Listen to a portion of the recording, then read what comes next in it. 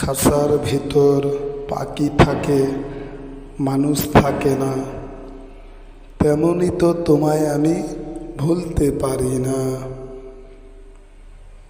তুমি কেন জানো না এ মনের বেদনা, তোমাকে যে আমি কত ভালোবাসি। তোমাকে ভালোবেসে হলাম অপরাধী, সেদিন থেকে আমি বিরহের সাথী। অন্তরে শুধু ব্যথা এখনো আমারই আছে, আমার ব্যথা কেউ বোঝে না রে।